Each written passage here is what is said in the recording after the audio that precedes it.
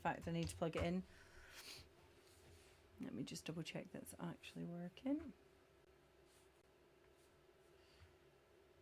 Can you hear me now? Let me just double check.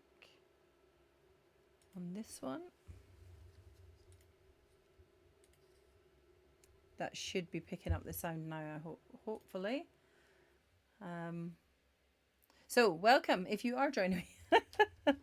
If you have any questions, please do ask. That's what I did say. But yeah, I'm still a bit disorientated with the whole ear infection. It's knocked me for 6. Yay, there we go. There we go. You can hear me. That's good. Yeah, it's crazy how much having like just a little bit of an infection can really affect the way in which your brain actually works. It's definitely had a big effect on me, that's for sure, this week. See, this week. It's been more than a week now. But yeah, if you have any questions, if you are stuck with any topic areas, please do ask away.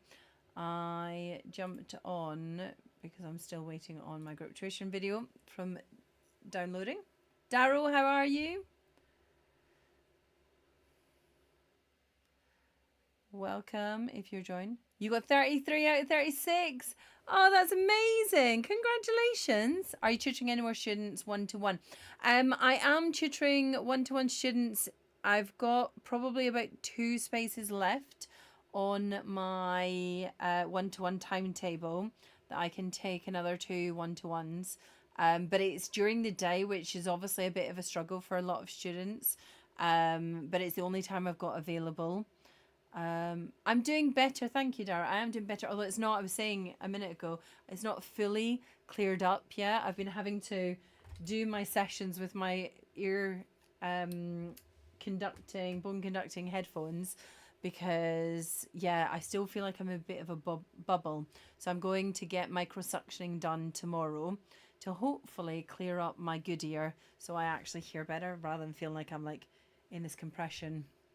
But it's weird because obviously, horrible as it is, it just makes me think about the biology that's going on. So obviously, it's the line of defense to try and stop the pathogen from getting further in. And so the swelling that I had was obviously causing a lot of pain, but that was the fluid keeping it in the area. All my sessions, Caitlin, are done online. So I do them online, which means they can be done with anybody, anywhere. Because a lot of the time, actually being able to do it at home without too much distraction means that you have all your resources around you and I have all my resources around me. So it means I can then do what I need to do really quickly. Dara, thank you for all the likes. I really appreciate that, by the way. But yeah, I've got, what have I got left? I think my schedule, if I look up my schedule right now, can I message you privately to possibly book? Of course, 100%. Send me a message. You should be able to link to my email straight away, Caitlin, on my profile. But yeah, send me a message. The way I do it is if I'm available, if I have a session available and I don't have a regular client in, I do have some students who only see me every so often because they just want to double check. They want to quickly look at whether they know something or whether they've got it right. Do you do any AQA stuff? Yes, I do. So I do tutor AQA and OCR privately. They're my main right now. That's why I'm currently starting to build more AQA stuff. My resources have been built all around OCR A because that's where I was teaching mainly. But it seems more of you are struggling with AQA than you are with OCR. And so I'm slowly starting to move across to build more resources for AQA. You have nucleic acid exchange surface test in a month. Any top tips or mistakes to avoid or key info if you don't mind going over those topics, please? And thank you. Of course, 100%. I will. That's the whole point in These AQA, Starboy, you're absolutely right. AQA is more popular. There's about 34,000 students who sit AQA, whereas only about 20,000 students sit OCR. But it's not actually about the students and it being more popular. It's about the teachers, and teachers feeling more comfortable teaching the content. So when I teach AQA is more prescriptive and there's not as much of the content to learn. Whereas you have that 25 marker. So if you're a student who's not very good at the long response and can't connect the topic areas together, then you will struggle on that 25 marker. So like I've got one of my AQA students tomorrow, they've already sent me their essay, so I'm going to mark that later on, prepared, ready for our session in the morning, and we go through what we can improve, what didn't they think about, why didn't they think about that, what was it within the question. So yeah, it's that whole thing of, yes, it's more popular, but it's actually more popular because your teachers have chosen it rather than it's more popular that you chose it yourself. Caitlin, I've just got your email. I will have a look at it and reply to you. Thank you. It's just come through now. Okay, so we're talking about nucleic acids and exchange surfaces. So I would say... Any tips for exchange surfaces? Interesting. Darrow, you're in luck because Squid has also asked that here. Picking A-level, I don't know what to expect. A-level is interesting. There's a lot of content, absolutely 100% a lot of content. But if you keep on top of it from the start of year 12, you will feel in a better position. But the problem is most students feel like because they've aced GCSE or they've done enough in GCSE to get into A-level, they're like, oh, I can do the same when it comes to my A-level. I can just take it easy, whereas you can't. You have to start as you mean to go on. You have to keep on top of the year 12 content, because if you don't, year 13 just becomes more and more challenging. Right, I'm going to do a little bit of teaching on exchange surfaces and nucleic acids, and then I'll come back and answer questions as we go. But one of the things that I would say about exchange surfaces is really thinking about what are we talking about when we say a surface. So if I draw, and we always start with a cube because it's the easiest thing to do. So if I look at a cube and I think of this cube, and this cube, yes, Starboy, I'm on my YouTube channel currently displaying my screen at the same time. So I come on here because this is better for the chat, whereas I can't do both at the same time. So, oh, thank you. Yeah, so yeah, I'm over here. Ah, Darrow, you're over here. Darrow is one of my favorite students because he's bought all my study guides. I really appreciate it, by the way. It's nice to know that they're actually useful and helping students. And one of the things that I do do with my clients who I do one-to-one tutoring with is I do allow them access to those resources, because obviously I want to help as much as I can. Right, so exchange surfaces, we're talking about a cube. I have a cube here. Well, obviously our cells, whenever we draw our cells, whether it's an animal cell, whether it's a plant cell, we always draw them in 2D, whereas we've got to remember our cells are 3D. So when we look at exchange surfaces,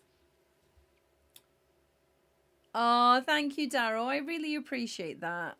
Honestly, I've spent a lot of time on them because I want them to be as high possible quality so that it can help you guys. It's a funny one because when I was a head of sixth form, or I wasn't really head of sixth form, I was director of student progress for sixth form. But when I did that, before I moved across to doing my self-employed side of things, I was earning quite a good wage, and now it's nowhere where what it needs to be, believe me. But I'm there for my girls. I've got to remember that's the whole point. I'm there for my girls. I'm able to do what I can do for my girls. But anything you do, like buying my study guides, actually really helps me to be able to do this. They are still on sale, and basically if you order all of them, you actually get a massive discount, like £68 discount. No, I don't do psychology, AQA. I'm so sorry. Biology, I can do AQA. Hey, Callum. But anyway, back to this. Right, we've got a cell. Cells we only ever see as 2D in our pictures. We've got to remember the 3D. So when we talk about exchange surfaces, we've got to remember that we're looking at all of our cells, our millions of cells that we have got.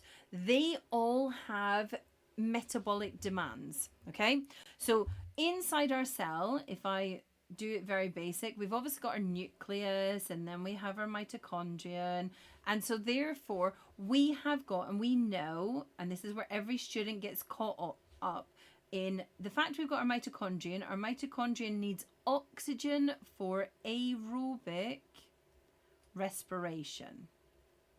So we know we've got aerobic respiration where we need oxygen. Well, if we're doing respiration, we don't just need oxygen, we also need glucose. And so we also need a supply of the nutrients, for example, like glucose. Well, this is where students get caught and just think about that. What you have to remember is if we were actually looking inside our cytoplasm, we'd also find our ribosomes. And because I'm looking at a eukaryotic cell, I know that these are ATS ribosomes. And so therefore, what happens at my ribosomes? At my ribosomes, we have protein synthesis. So I have protein synthesis occurring at my ribosomes. Therefore, I need amino acids. And so whenever we talk about metabolic demand, you have to remember that metabolism is the sum of all the chemical reactions. Respiration is only one of those chemical reactions. So don't get caught out on the respiration part of it. Whenever you are looking at exchange surfaces, we're talking about exchanging of different molecules. Most of the times we're talking about the exchange of oxygen and carbon dioxide. However, we need to remember it could be any of the substances. If there is an exchange occurring, there is a movement of substances from one way to another, there is an exchange. So we have to remember certain things, not just about our surface area to volume ratio, which is why I mentioned about the cube. So surface area to volume ratio is a really important thing for us to talk about. So if I'm looking at my surface area to volume ratio, as my cell gets a bigger, so a bigger cell will have a smaller surface area to volume ratio.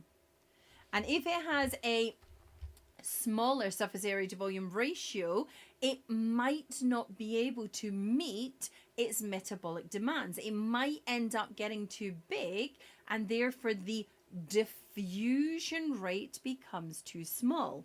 So we have to remember that substances move by diffusion, active transport, facilitated diffusion,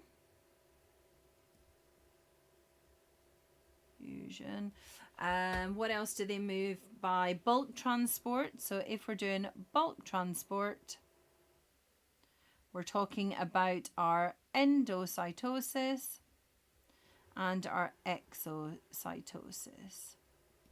So whenever we look at this, we have to be thinking about metabolism, some of all the chemical reactions, metabolic demands within the cell, and as we get bigger, as the cell gets bigger, we've therefore decreased that surface area to volume ratio, and therefore the diffusion distance has increased. So if we are decreasing our surface area to volume ratio, we're going to increase the diffusion distance for which those substances are going to have to move into our cells.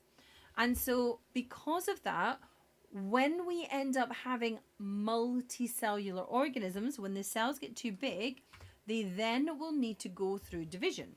So this is where we have our single cells then become multicellular. So if we've got many cells that are together, those cells being together are obviously going to, if they've got a specific function, going to be a tissue. So when we look at the cells within a tissue, we know that these cells are cells that need to do metabolic processes and therefore have a metabolic demand.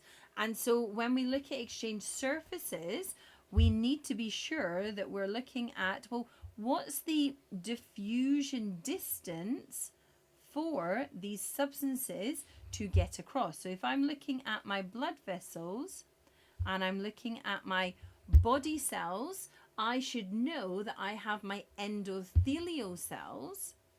So here's my endothelial tissue, which is made up of a squamous endothelial cell.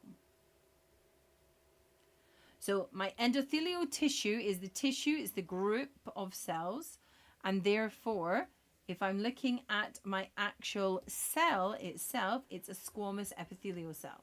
So whenever we talk about exchange surfaces, we want to ensure that the diffusion distance is short. So that's one of the things we need to think about, is what is the diffusion distance to get our substances from one place to another. So if this is my erythrocytes inside my blood vessels, so we're in my capillary. If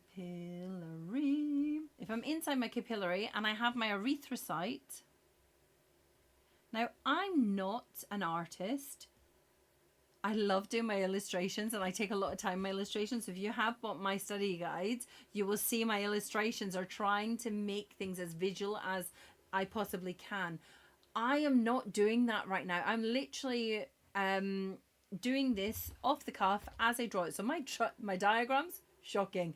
My writing, it's not the best, but that's okay. I know that about myself, and so therefore I would say to you, if you're like me and you get on a roll and you get a bit excited and you're going really fast, try to slow yourself down, because as an examiner, if I was marking my own work, I would hate me as a student because I wouldn't be able to read half the things that I've actually written. So I would say, please be careful. Do not follow my suit when it comes to my quick diagrams. If I were doing this as an exam, I would actually take more time in my writing to make sure that you can tell the difference between my squamous, my O's and my U's, and to make sure I'm not making any mistakes, because obviously my capillary, you can't really see my R in there, but there is an R in there. But anyway, back to this. So I've got my erythrocyte. It's absolutely fine. Thank you. Well, it is fine because I don't need to do the exam. I just need to mark them. Although I'm not marking them because it's not worth the money. It's very good for professional development. So any new teachers out there, anyone who is trying to get better at teaching, it is absolutely 100% something that I would advise doing if you haven't done it, becoming an examiner. Because when you become an examiner, you get to think like the exam board. And actually, the funny thing is, my examining experience was all with AQA prior to me moving across to OCR. But then I spent the last, since 2022, I started tutoring again in 2022. So from 22, nearly 4 years now. Actually, no, it will be. No, 4 years in April. No, May. Anyway, from 2022 in May, the 1st of May 2022 was when I started tutoring again, when I left my previous job. And so for the last 4 years, I've literally been consumed with OCR. And so I have to switch myself back to AQA because I'm so in my head of where OCR wants me to be. In answer to the question, I noticed someone say, is it free?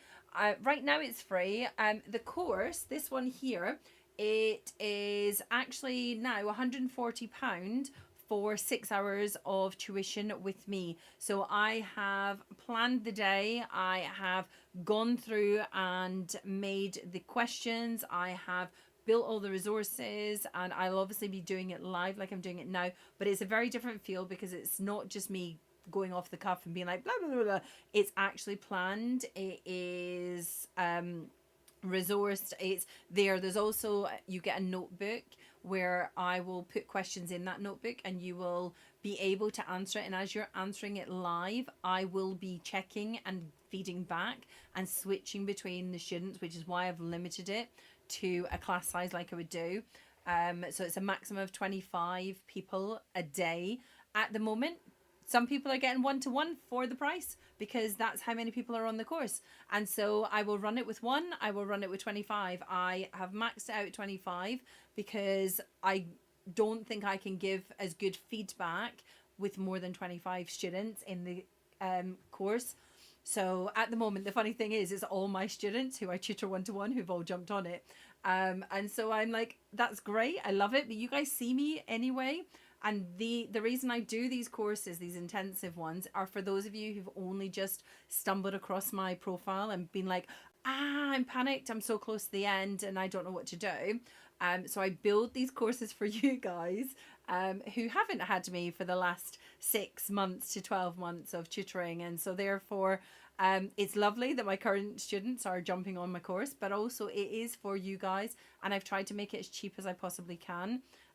For the hours that I've put in, and obviously I'm shipping my children off to their art class for 3 days, so I can actually offer it, and then we're going away for a bit of time afterwards. But yeah, unfortunately it's not free. I wish I could. If I could get sponsored to do it for free, I would, but I can't. It's the way in which I earn my money, basically. That and Darryl buying all my study guides.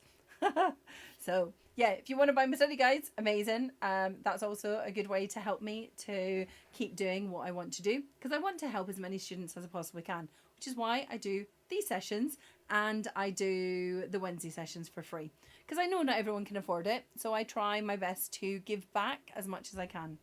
And so currently, whilst I'm waiting on a video downloading from my group session, I jumped on here, and then I'll send the email to those students for that.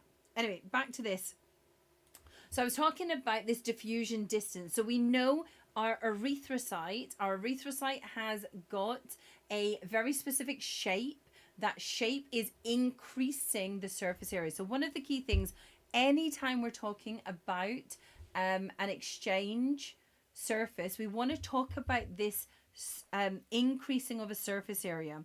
So how are we increasing the surface area? 1 second, I just need to move the recording so I don't lose it, and let it download so I can then send that to them later. Right, that's that done. So basically we're talking about increasing that surface area. So we're increasing the surface area.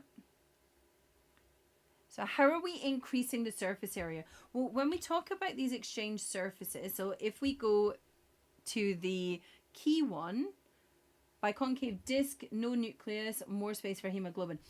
It's really interesting. So I would jump on that one. That's a really good point, Darren, the fact that it's biconcave disc, the fact that there's no nucleus, more space for the hemoglobin.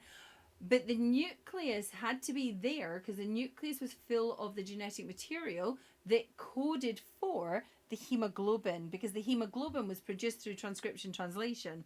And so it's a really fascinating one in the fact that as it was differentiating, it needed to use the genetic material to make mRNA, so transcription had to occur.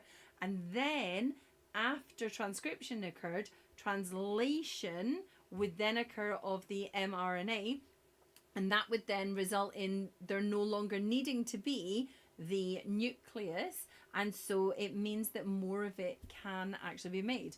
And you're right, it lasts about 120 days because there is no nucleus there for the being able to repair or being able to replace. How is a nucleus removed? Well, it's an interesting one because, again, going back to thinking about what do our cells have? Cells, if we looked inside a cell, yes, we have a nucleus. We also have lysosomes. So if we have lysosomes, and in those lysosomes, they have got lysozymes, they have enzymes that can hydrolyze, hydrolytic enzymes. What can actually happen is the cell can basically create a compartment around, which is when you get into year 13, you're going to learn about apoptosis. And apoptosis is programmed cell death.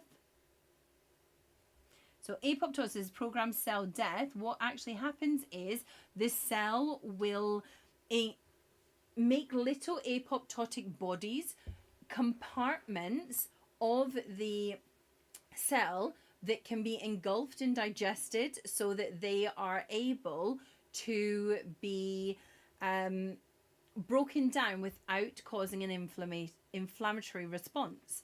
Well, if we have lysosomes inside our cells, those lysosomes can fuse and break down the nucleus, therefore making it no longer necessary.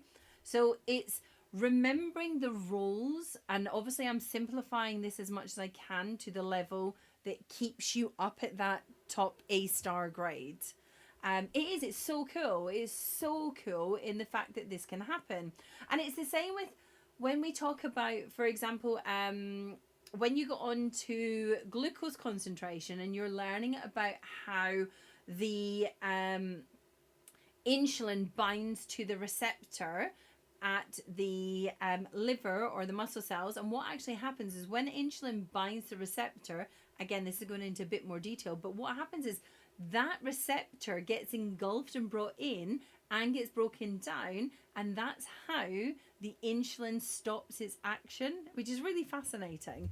That we have these lysosomes in the cells which are there and able to break down the parts that are no longer needed. And in this case with the erythrocyte, because that's what we're talking about, by getting rid of the nucleus, they are... Oh, that's so cool.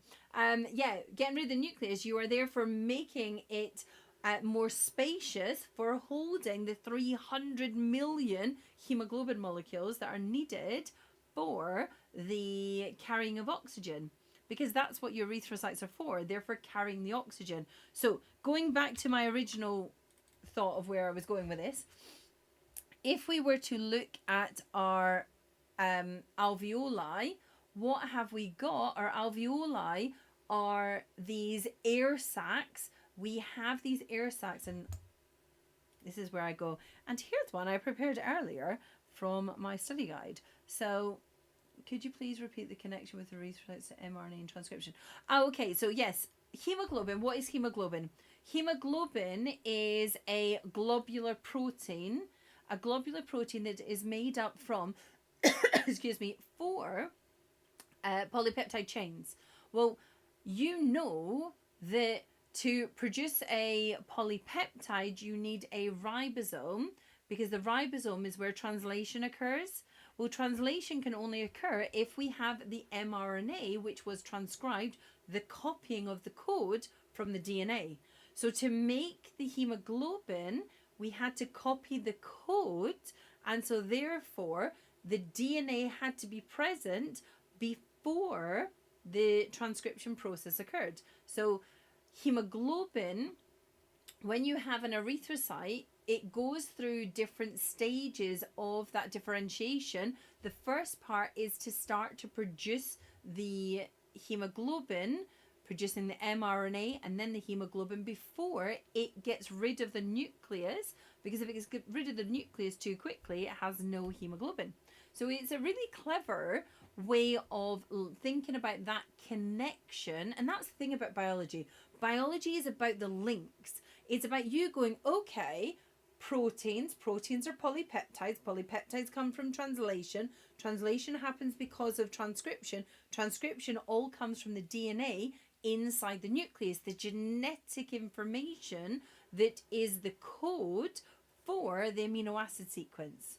So if I know that, and I know nucleotides, I can therefore understand how cells have differentiated by switching off genes or switching on genes that are required. And when you get to like year 13, you'll learn about the fact that we can regulate that process of transcription, translation. We can switch genes back on only when there is a chemical signal. So when that chemical signal, for example, if we have auxin in plants, auxin is going to result in the gene expression occurring. So therefore the auxin is activating the cells so that the cell will then increase the transcription of a specific gene. Do I teach physics? Not anymore. I used to teach all the way up to GCSE, biology, chemistry and physics. But now I've really just focused in on the A-level biology. To be honest, the amount of work I have to do to teach the physics at the level, the thing is, I have very high standards and I have a very high expectation of myself, and I want to ensure that the information that I'm giving to my students is at a high enough level to get you that 9 if you're GCSE, or to get you that A star if you're A level. And so although I can do it, it's not something that I do anymore, just because I haven't really spent the time at doing it. As you can see, as people are asking me, I'm like, oh, I move in lots of different directions. But what I do try and do whenever I am teaching biology at A level, I'll always bring in your physics and your chemistry and your obviously GCSE biology that is required to understand the topic area. And the reason I do that is because I didn't do it. When I was your age at GCSE level, I only had ever done biology. I hadn't done physics. I hadn't done chemistry, because I was taught in Scotland and you could pick one and that was it. For me, it was biology. It made sense. It was easy. I loved biology. I was interested in the body. I was interested in animals. I did all that. But that would be where I say I would hold off. Do I know any teachers that can teach online and specifically teaching physics? Send me a message. I had someone ask me last year. I do know of some physics tutors.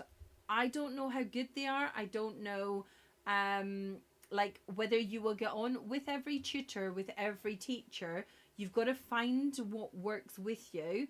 But I do have the name, I think, in my email still, of someone who I used to work with. I didn't know them that well because we were like passing ships in the night, in the sense of that I would be teaching my class and they would be at a different location teaching theirs, but within the same school, and the students really liked them. So I do have a name of a physics tutor. Whether they're available, I don't know. But yeah, definitely send me a email and I'll see what I can do for you there. Anyway, back to this. I was looking for my, here's one I prepared earlier, wasn't I? Where's my transport in animals? There's the transport in plant ones. Transport in animals. There we go. So if we were looking at specifically the exchange system within, that's my diagram that I was trying to draw for you. Here's my actual lovely beautiful diagram that I've done from my study guide. So if we just zoom in a bit more, make it a bit bigger, there we go. So here we have, what can we see here? What we can see is we have our alveoli, so plural, alveolus, singular. So inside my alveoli, I've got air, and what I have is this thin layer because it's one cell thick. So this is my squamous epithelial cells, because these are the layer, this is the layer which is on the outside in the alveoli, which is connected to the air.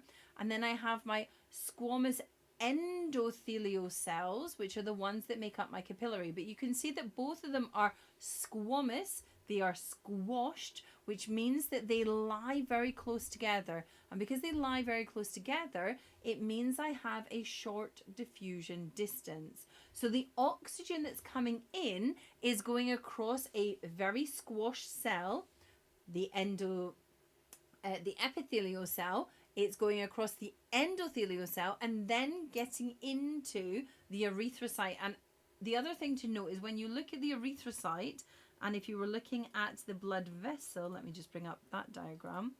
1 second. Here we go. This is the one I want to do. I bring in this diagram. Oh no, didn't want to do that. Try that again. Here we go. So if we add, oh no, the wrong thing. 1 second. See, this is where you can see that I'm literally doing these live because I'm making mistakes, but that's okay. Let me make it a bit bigger so you can see. So the size of the lumen inside your capillary is only 9.5 micrometers approximately. What's the definition of a surfactant? I saw a multiple choice question about it. Something to do with surface tension. Yeah. So the surfactant is basically a material that is going to prevent the surface tension, because you've obviously got water, and water has cohesive properties that you will have the hydrogen bonds forming between water. And so that creates surface tension. So this is why you have your bubble. If I have a liquid, I would have a bubble because of the cohesive properties. So they create this surface tension. And if I want to prevent the alveoli from collapsing, what's going to happen is I need to relieve a little bit of that tension that's there. And so by having the surfactant actually relieves that tension and is necessary for the preventing that collapsing that goes on. Oh, crumbs, that's not what I wanted to do. 1 second. So I show you.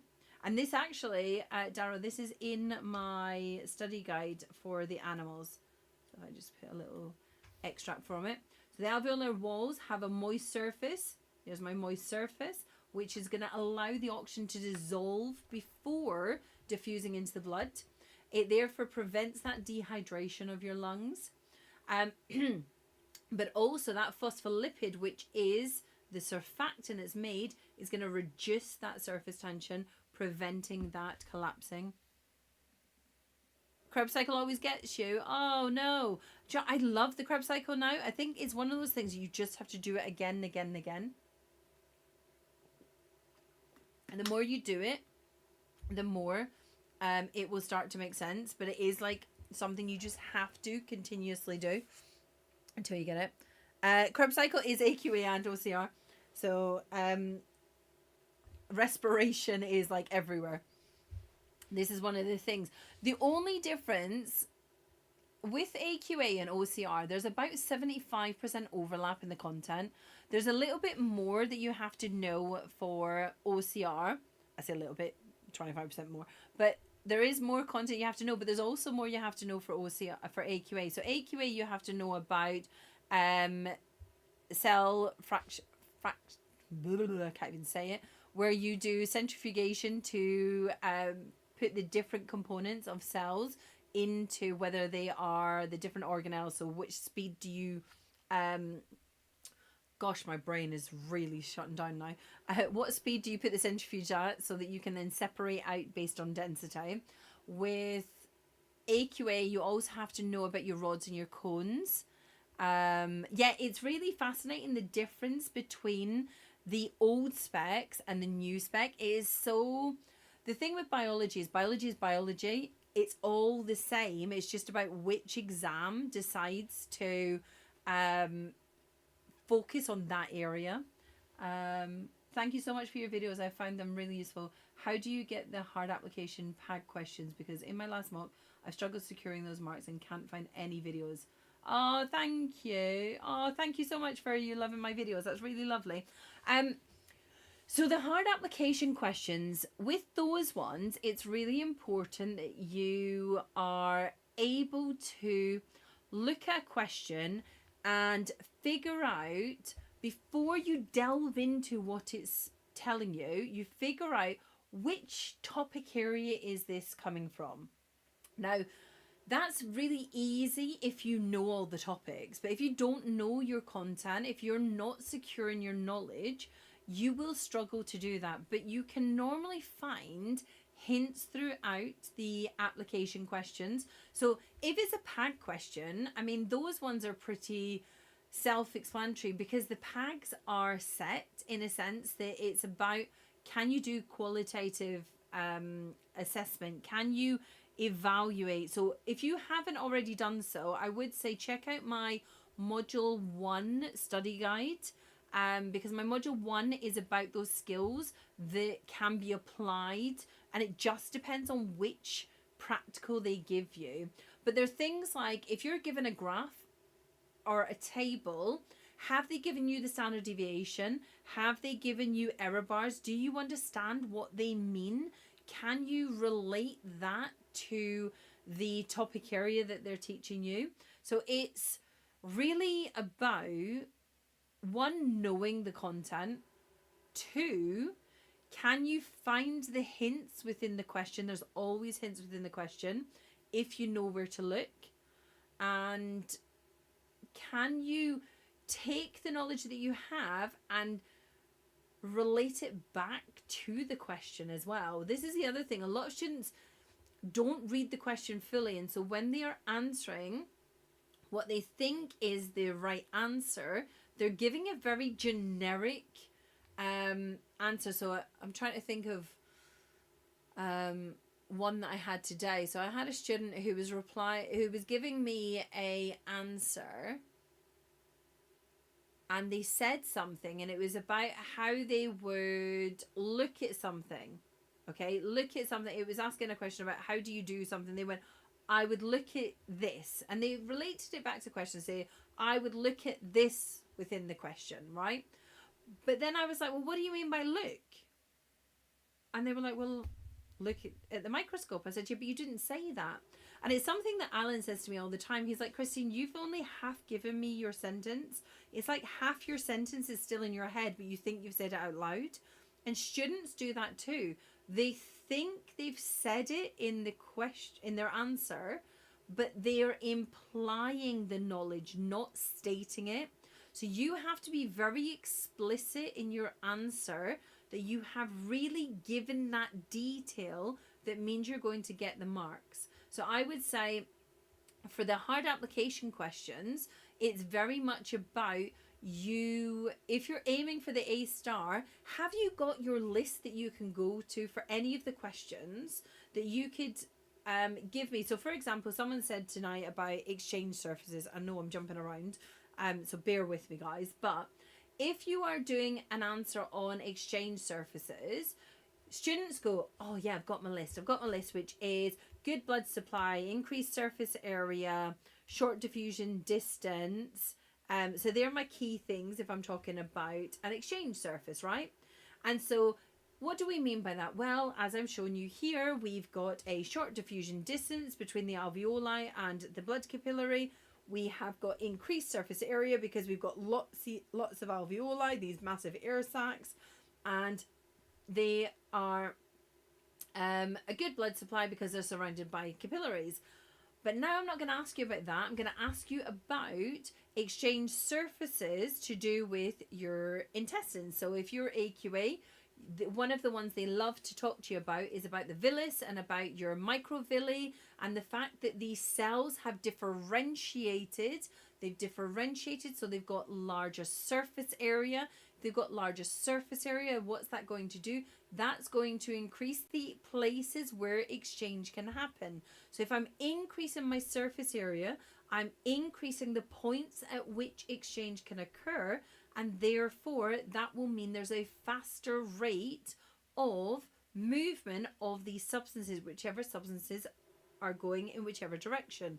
And again, it's about you relating it to the question and not going, oh, I've got my three things. I've got my good blood supply. I've got my increased surface area. I've got my short diffusion distance. Can you relate those three things to any of the different parts to do with an exchange surface? So if we were talking about a leaf, for example, could you use those same key definitions, key points to describing the exchange surface, which is the part of the leaf. And so therefore you've got to be able to, one, have your key points, yep, 100%, but can you then relate it to that question? So have I got a short diffusion distance? So where is my, for example, water going to evaporate from? My water evaporates from my mesophyll layer. Where's my mesophyll layer? My mesophyll layer is close to the vascular bundle. The vascular bundle, my xylem and phloem are held together. So it's about where you can go with the question as to whether or not you can then describe the exchange. Exchange surfaces, my stomata. My stomata, oh, that gave me a fright there. Are they open or closed? So it really just depends which way the question's going to go. So find the clues, read the question, make sure your answer refers back to the question so that you are guaranteeing you haven't done what I've just done, gone off in a tangent, spoke about all these different things, and that's not what the question was about. And that's what students do on exam papers too. They go off in about 20, they're like, I know this, so I'm just going to blurt out what I know on the paper and hope for the best that I'll get some marking points. And it's a difficult one because I say to my students, never leave a question blank. 100% do not leave a question blank. Even if you think your answer is the biggest pile of rubbish, still make sure you have an answer. However, on the flip side of that, don't just write everything and anything down because you will lose marks. If it's OCR, you're going to lose 1 marking point because 6 marks is the maximum one for quality of written answers. But if you're AQA, you can lose a big chunk of marks in that 25 markers by putting irrelevant information. Now, what is irrelevant? Well, it depends. Are you answering the question or are you just blurting? So that would be where I would say my way to work with students is to make sure that they are honing their answers to be specific enough that they're not going to just give me any answer. I don't know if that helps at all. How do we do the masterclass? How do you do the masterclass? So if you're interested in the masterclass, you can book on my website, ukbiotutor.com. And you choose whether you do the Tuesday, the Wednesday, or the Thursday. And basically how it works is we will be online. We'll have a couple of breaks where I'll say, go get away from the computer, come back. But throughout the day, there'll be 6 hours of teaching. And in those 6 hours, I've broken them down into 3 chunks to a 2 hour, 2 hour, 2 hour. What we're going to do is we focus through on application questions, on how to answer them. You will answer the questions yourself live as we're going. So if you're struggling with it, then what I would say is as you're doing it, I'm going to be checking your answers. You'd be amazed at what I can do. I'm a good multitasker. I will be looking at your answers as you're doing it, quickly checking and guiding you where I can in the time frame that we've got. I'll be doing some walkthroughs of how to answer the question and how I would answer the question and where those hints are. And also you'll have extra questions that you can then do on your own as well outside of the lesson. So it's built around the application side of things. If you're just looking for me to talk at you for 6 hours, you've got, I mean, I don't even know how many hours of video are on my YouTube channel. You've already got that. You don't need me just going at you. That's not where you're going to get the benefit from the course. The course is intensive because I've planned it with where I've analysed the papers and where I feel like there is necessary skills to be built. And it's pretty common most of the times where I expect you to trip up. So that is an expectation through years of experience.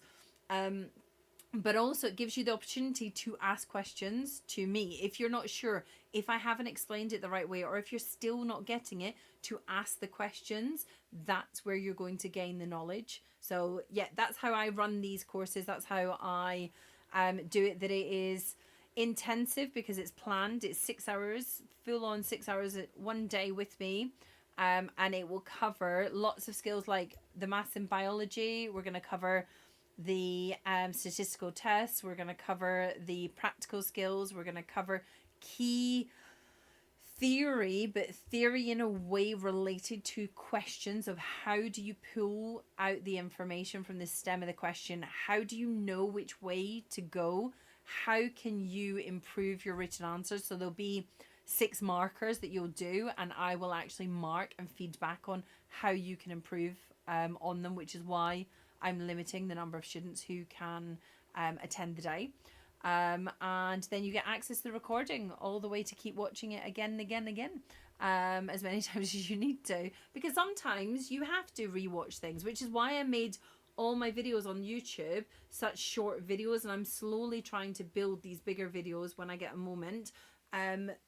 That when I can, I will do that, because actually it could be just one little bit that's missing from your knowledge, and so you just need to go and revise that little bit, whereas it could be the whole topic area. So it's trying to find what is right for you. You shouldn't be starting from the beginning, and you shouldn't be going all the way through. There's not enough time. Now it's about, if I get this question in front of me, how do I answer this question? What do I need to do? How can I take the knowledge that's inside me and put it across the examiner knows I know it, rather than it just be that they're having to figure out. If you're making me work for it as an examiner, you ain't getting those marks. If I'm having to really think, I don't know, I kind of see where you're coming from, but you've not really, the mark schemes are too specific. I don't have that freedom to go, oh, do you know what, I'll just give you the mark. It has to be specific. But the other thing to note is, don't memorize mark schemes. Those mark schemes were specific to the year of the students who sat it, and therefore the examiners who are going to mark your exams are not necessarily the exact same examiners who marked the exams the year that that mark scheme was authorized. So it's really important you note that each mark scheme is specific to the year in which that exam was sat.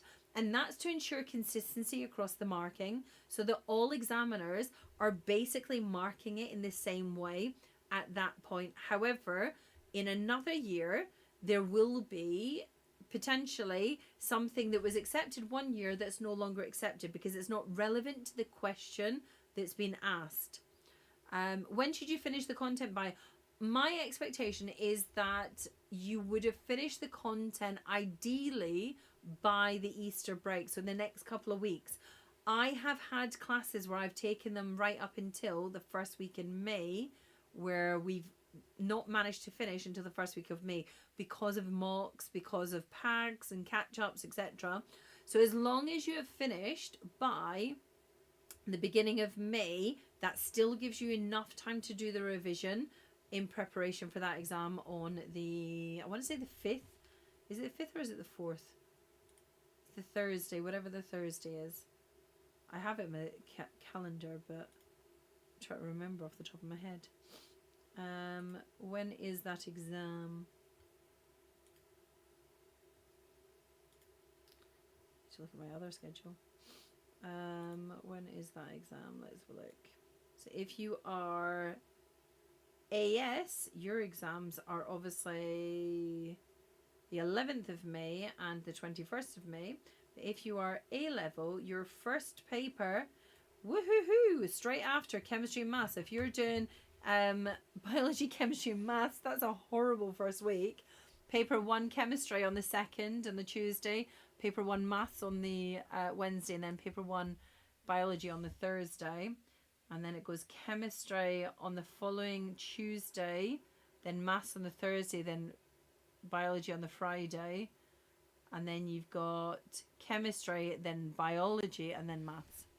We haven't covered the entirety of patterns of inheritance and population sustainability. there, there's enough time. There's enough time to do that.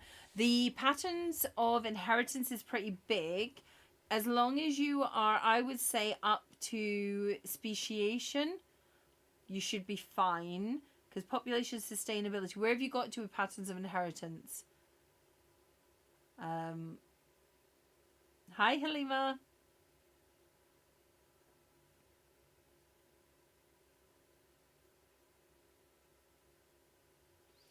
For the masterclass, how long is spent on exam technique? Basically, the whole 6 hours are about exam technique questions.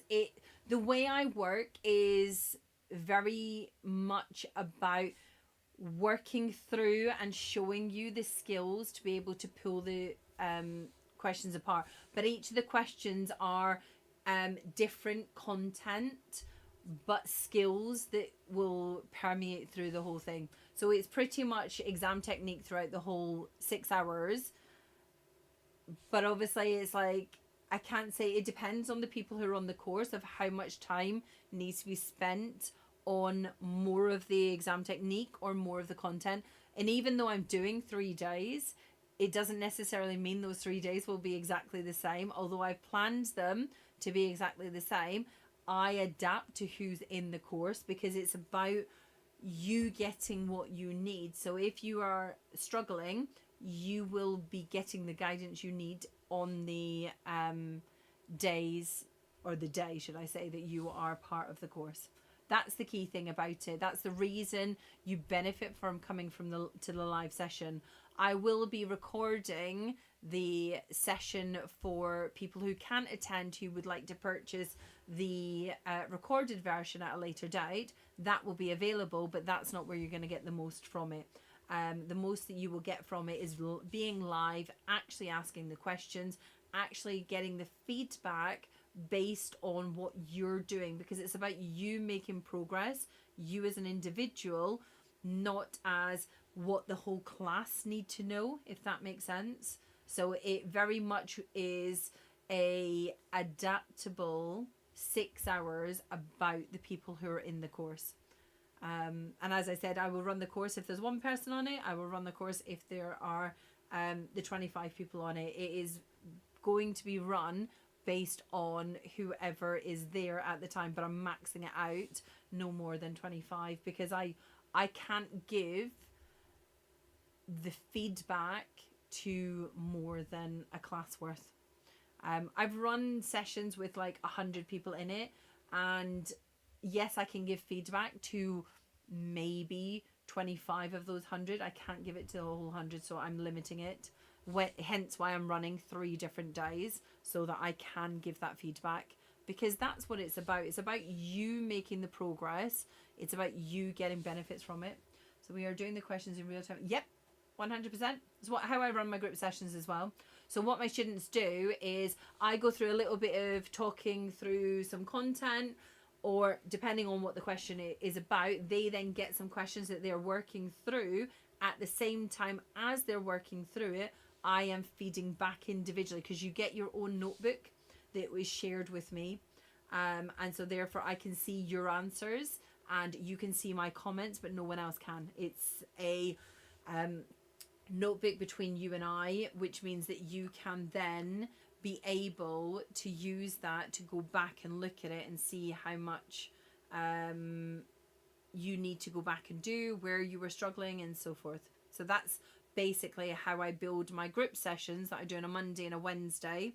And then on these live sessions, when I did the courses before, I ran them over 2 days, and they were very successful, but I felt like it was a bit too intense, and I tried to cram the whole course into 2 days, and it was an intensive 2 days of solid 12 hours of teaching, where it was as much as I could get in as I could, with you doing questions and whatnot. But I've adapted that now, because last year you didn't have your own notebook. Last year you had a different thing that you used. So yeah, it's a real-time answering questions, and as you answer the questions, I am then looking and going through between the different notebooks to see how everybody's doing.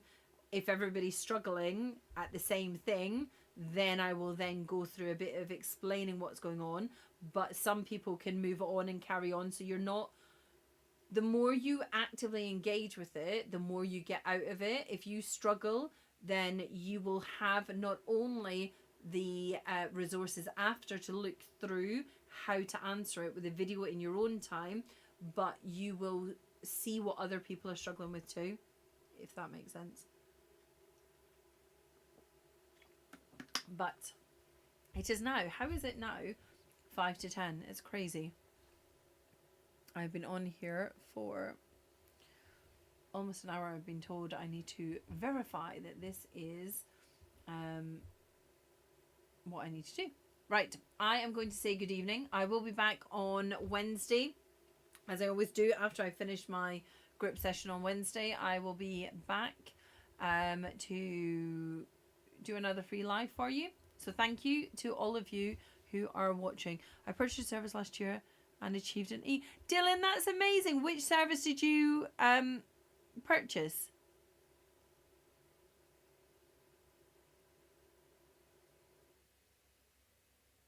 Because you didn't come to any of my courses. I was going to say, because I know all my students and I know all of the students and the grades that they got, but I appreciate you trying to say that you purchased my service. But if you did get an E, then well done. Because if you purchased my services and got an E, that would mean that you were potentially not achieving the grade and got an ungraded before, because that's how good I am. You are very welcome. And the key thing is, like, I know I'm not everybody's cup of tea. I know I'm not the teacher for everyone, and that's absolutely fine. The key thing is that you find what works for you. And so I am there as someone who is supporting students who find the way that I teach beneficial. And so I appreciate the comments though, Dylan, because you know what? Every comment you make, whether it's true or not, is still a comment that makes me look good. So thank you. Have a good evening, everybody, and I will see you all on Wednesday.